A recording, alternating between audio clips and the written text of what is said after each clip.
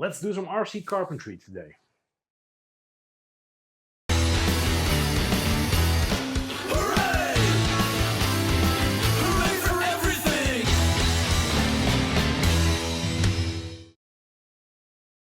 Thanks for watching. This is episode 2 in modifying the Axial SCX10 version 3 Jeep CJ7. In the first episode, you might have seen it, I added some different rims, so I put on some Spec RC rims. These are really cool. They match the paintwork or the sticker work on the body really nicely.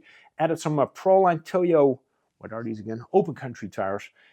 These are slightly less tall than the stock tires, and I also dropped the truck a tiny bit by relocating the shocks to the lower link mounts. I think that was it for the first episode. Oh no, I also added some AliExpress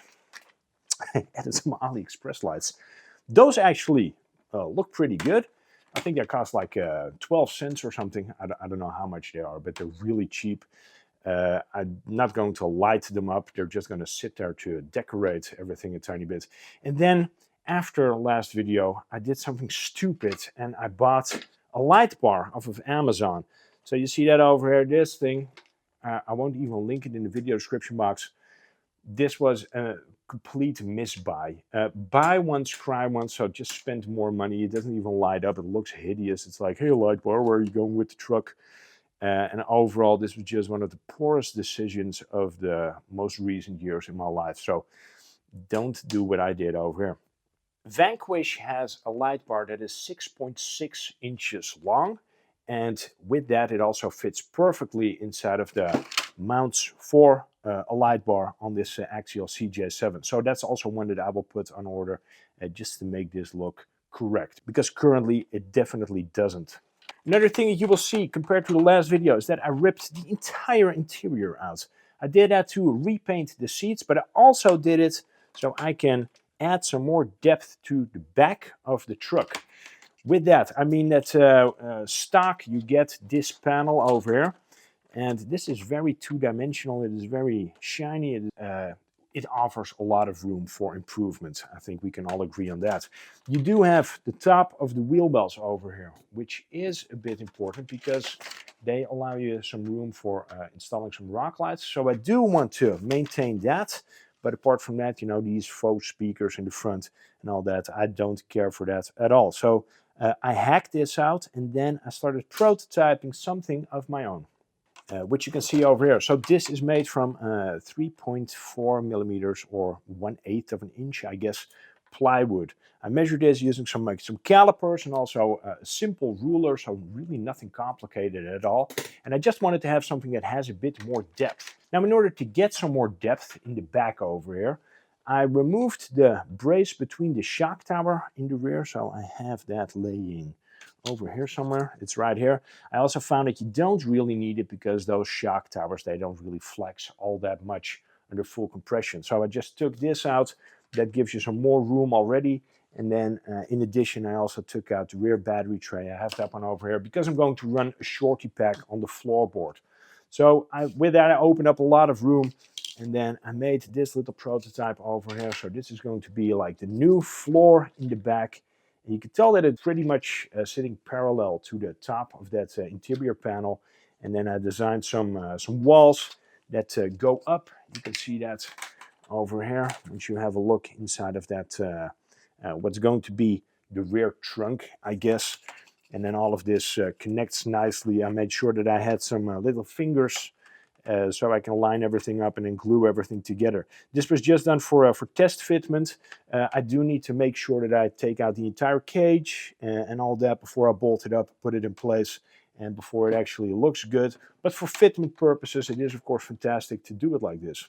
I used Easel, which is a free online, I'm not sure if it's still free, but at least for me it is still free because I've been using it for years, which is an online drawing software for 2 and also like limited 3D projects by Inventables. I will make sure that it is linked in the video description box. I find it very useful.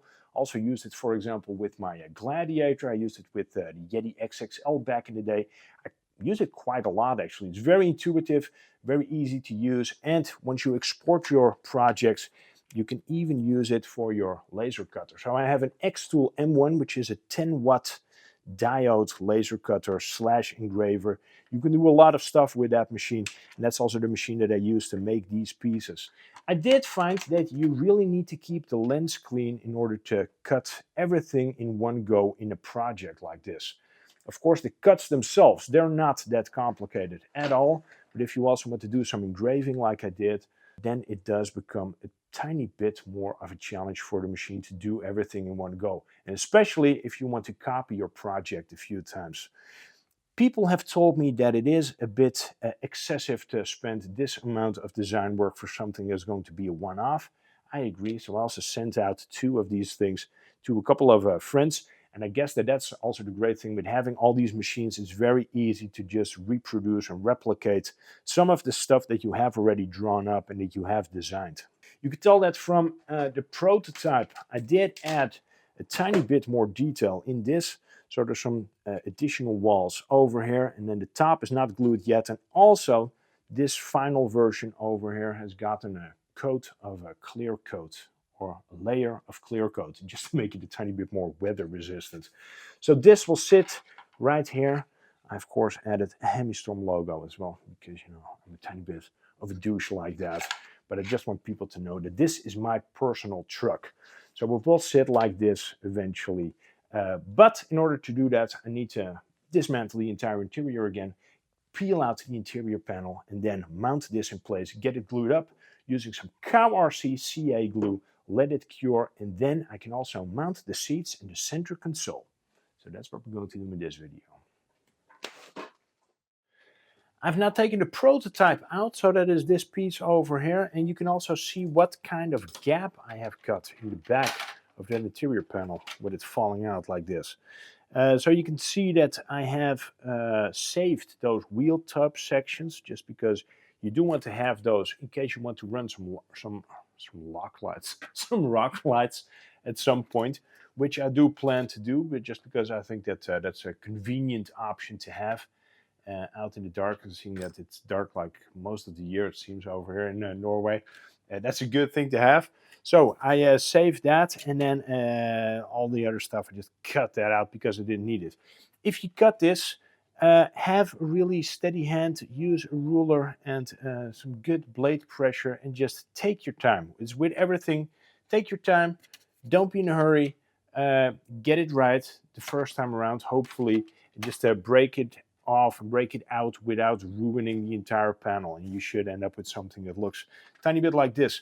Now you can also tell that from the prototype, the wood grain is actually the wrong way around. So this is like from left to right, and I of course wanted to have it from front to back to match up with the rest of the design, seeing that this is the rest of the floor eventually. So what I did is I turned my final cut 90 degrees, so it looks like this. Right now it's a matter of making sure that this matches up. Then I have 4 little openings to fit the roll cage in there.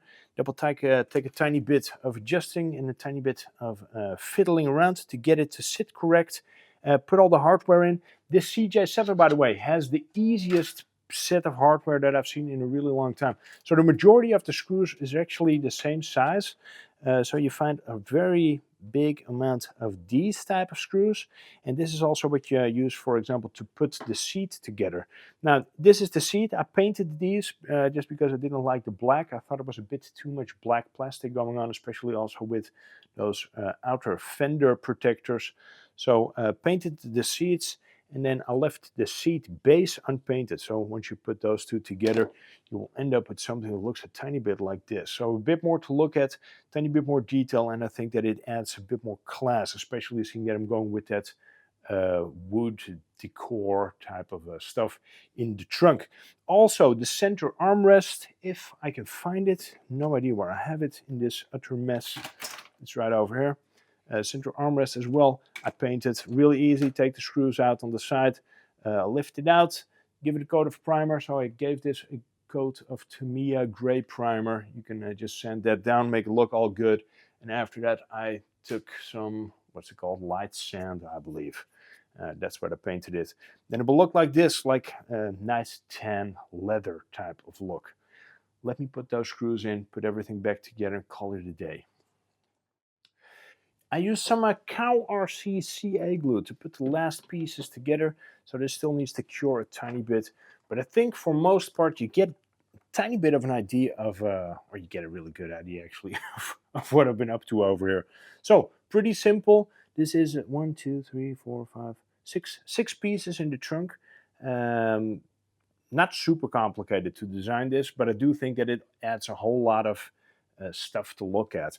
Plus, you can finally haul some stuff around in the back of this Axial SCX103 CJ7. If you have any ideas of what type of truck, perhaps an Element RC, perhaps Vanquish, you would like to see me do a similar project, let me know in the comment section. I always like hearing from you. You can also see that I sprayed those seats and then that armrest in a tan, and I think it just adds a bit more stuff to look at rather than everything being black plastic. So with that, I'm off to a nice continuation, I think, of this little project over here. Got the wheels sorted, got the tires sorted, got the suspension height sorted, got this really ugly light bar that I need to get rid of. Next video, I'm going to add some really nice headlights over here. So you can see over here, this is the box that I have, and these are the contents. And I'm so in love with these things.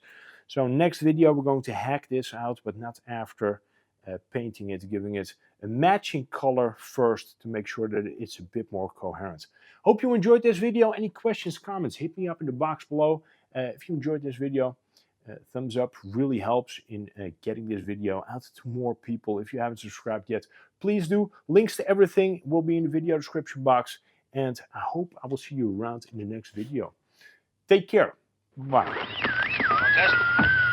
Back on.